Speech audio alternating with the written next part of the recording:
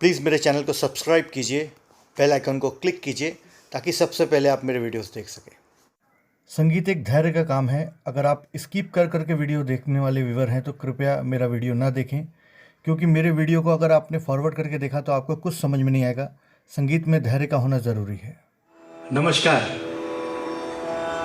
VP music academy expert singer online classes में आपका फिर स्वागत है।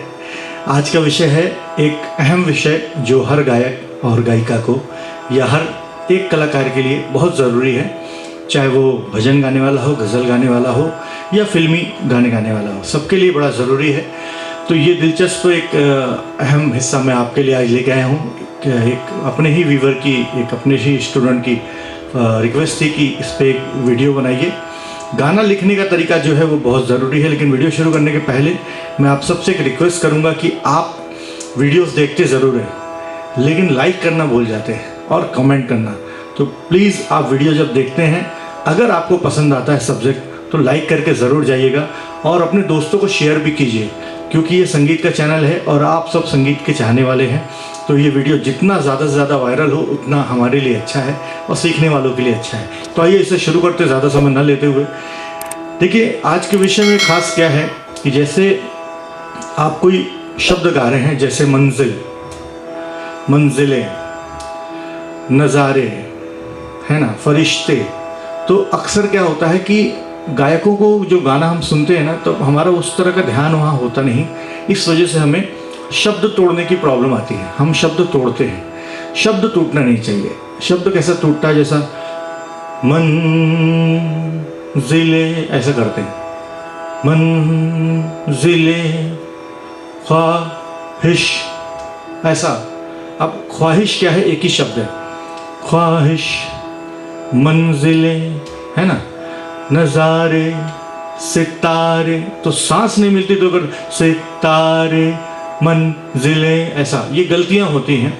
इसके लिए आज की वीडियो में मैं स्पेशल कुछ चीज़ें दिखाऊंगा जो आप देखें ना तो आपको समझ में आएगा कि सांस कहाँ लेना है। जैसे रफ़ी साहब का एक गाना है, तो इस तरह से मेरी जिंदगी में शामिल है, तो इस तरह से मेरी, अब कहाँ पे रुका मैं, तो इस तरह से मेरी, यहाँ पे। अब जिंदगी को तोड़ना नहीं, लोग क्या करते हैं, जिंदगी, ये नहीं होना चाहिए। तो इस तरह से मेरी जिंदगी में शामिल है। अब मान लीजिए कहीं पर इसकी क्रॉस लाइन, मतलब जो आखिरी की लाइन आती है मुखड़े की, उसमें लिखा है ना, तो इस तरह, ऐसा होना चाहिए, तो इस तरह से मेरी, तो पता चलता है कि यहाँ पे हरकत है। तरह जो है वो शब्द खींचा है, क्योंकि पहला जो है तो इस तरह, ये स्ट्रेट है, तो इसको सिंपल लिख दीजिए। लेकिन जहाँ हरकत है वहाँ पे तो इस तरह, मैं आपको लिखा हुआ भी दिखा दूंगा तो आपको पूरा समझ में आएगा कि मैं क्या बता रहा हूँ। तो इस लाइन को अगर आप ध्यान से देखें तो आपको पता चलेगा कि यहाँ पर क्या लिखा हुआ है। आप पहली लाइन देखिए, वो लाइन 2 बार है तो वहाँ पे ब्रैकेट में 2 लिखा है, और उसके बाद वाली लाइन देखिए, जहाँ भी जाऊँ ये लगता है पर कॉमा है, मतलब यहाँ पर सांस लिया गया है। तेरी महफिल है, पूरा वो एक बार में लिया है। फिर उसके बाद तीसरी लाइन में देखिए, तू इस तरह में हरकत है, इसके लिए वहाँ पे एस बना हुआ है। फिर मेरी पे फिर से कॉमा है। अब अंतरे की लाइन देखें, ये आसमान, वहाँ पे कॉमा है, ये बादल, फिर कॉमा है, ये रास्ते, फिर कॉमा है। मतलब इन 3 शब्दों में 3 बार सांस ली गई है। फिर ये हवा, वहाँ पर हरकत है, इसके लिए एस है। ये लाइन 2 बार रिपीट होती है, जिसके लिए वहाँ पर 2 लिखा है। तो आप देखिए, जहाँ जहाँ कॉमा है, अब आप ओरिजिनल गाना अगर सुने तो आपको पता चलेगा कि हाँ, गायक ने यहाँ पर ही सांस लिया है फिल्म में। तो ये सारी छोटी छोटी चीज़ें हैं। मैंने एक एग्जाम्पल के तौर पे आपको एक मुखड़ा, एक अंतरा दिखा दिया है। अब आप समझ सकते हैं कि किस तरह गाना लिखना है। और भी बहुत सारी चीज़ें हैं, आप उसमें खुद से भी कुछ क्रिएटिविटी कर सकते हैं। जैसे ऊपर के स्वरों पे आप एरो लेंगे या नीचे के स्वर पे आप अंडरलाइन करेंगे, तो आप बहुत अच्छी तरीके से, आसानी से ये सब कर सकते हैं। और जैसे मान लीजिए कोई स्वर ऊपर जाता है, ला ला ला ला, कई दिनों से शिकायत। अब देखिए, इसमें दोनों चीज़ बताता हूँ।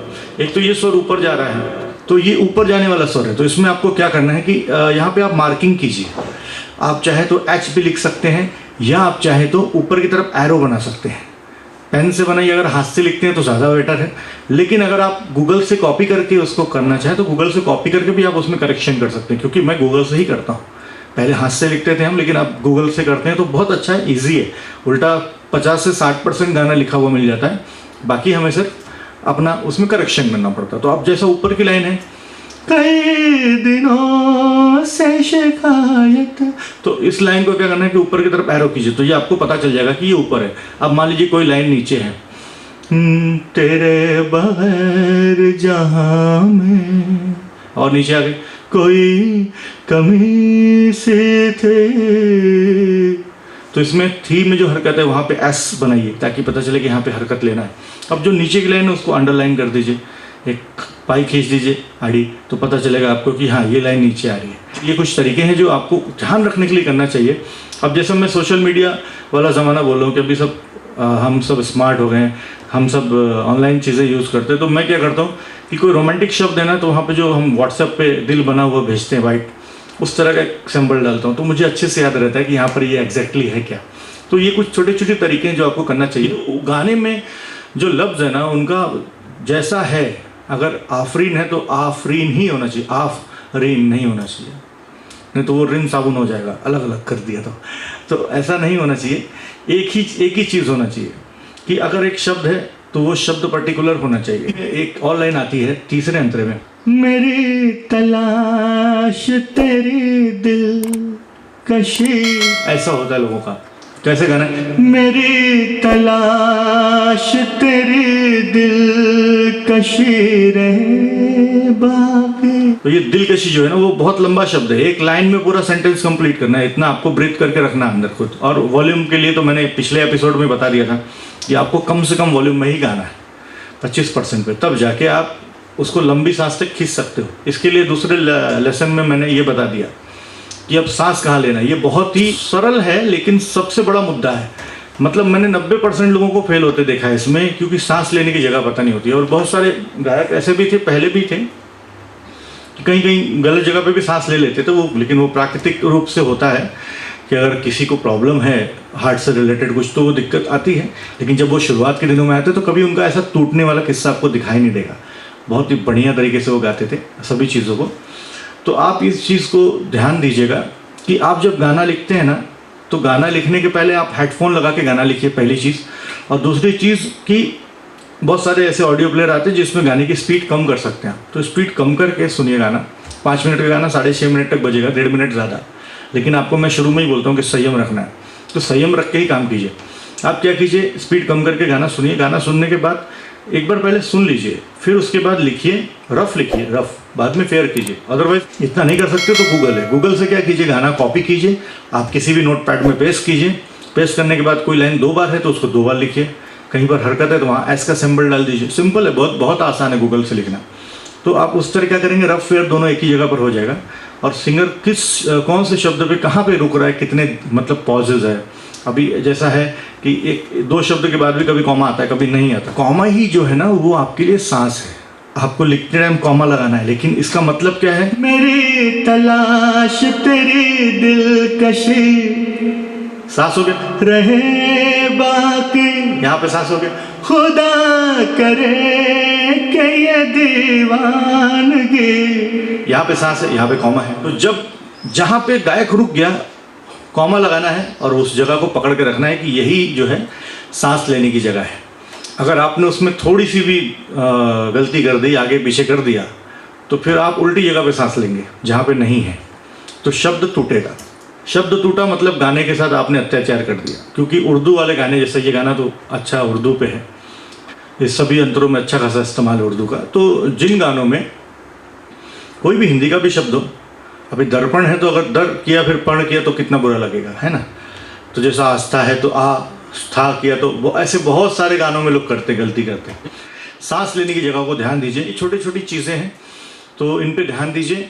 आज के लेसन में ही इतना ही। तो वीडियो पसंद आए तो उसे लाइक कीजिएगा, अपने दोस्तों से शेयर कीजिएगा। कुछ भी सवाल हो तो आप मुझे कमेंट बॉक्स में मैसेज डाल दीजिए, मैं आपके कमेंट का रिप्लाई कर दूंगा। और कुछ परेशानी हो तो व्हाट्सएप पे वॉइस नोट डाल दीजिए, उसका भी मैं आपको रिप्लाई कर दूंगा। और एक चीज़ है आपको बताना ज़रूरी है कि अगर आप चाहें तो ऑनलाइन मुझसे कुछ सीख भी सकते हैं बहुत कम फ़ी में, क्योंकि लॉकडाउन पीरियड है। आप चाहें तो मैं आपको ऑनलाइन सिखा सकता हूं, आधे घंटे का सेशन मैं लेता हूं। बहुत सारे श्रोता जो हैं हमारे यूट्यूब से आ गए हैं अभी मेरे पास सीखने के लिए, तो उन्हें मैं ट्रेन कर रहा हूं। आपको अगर जानकारी चाहिए तो मुझे आप कॉल करके पूछ सकते हैं, बाकी डिटेल मैं आपको दे दूंगा। चाहे तो आप सीख भी सकते हैं, क्योंकि कुछ चीज़ें वीडियो से नहीं सीख सकते, वो मुझसे सीखना ही पड़ेगा। तो हो सकता है कि आपको ज़रूरत पड़ जाए मेरी। अगर आपको ज़रूरत पड़े तो बेझिझक मुझे कॉल कर लीजिए, मैं आपके सभी सवालों का जवाब दूंगा और आपको सिखाऊंगा भी। तब तक अपना ख्याल रखिए, मस्त रहिए, जमकर रियाज़ कीजिए। एक दिन भी छुट्टी नहीं होनी चाहिए रियाज़ की। यही समय है, खूब रियाज़ कर सकते हैं आप। बाद में सब व्यस्त हो जाएंगे, इस समय रियाज़ कर लीजिए। किसी भी चीज़ में अगर दिक्कत होती है तो मुझे बेझिझक कॉल कर लीजिए, मैं आपके सभी प्रश्नों का उत्तर देने के लिए तैयार हूँ। तब तक अपना ख्याल रखिए। नमस्कार, जय हिंद।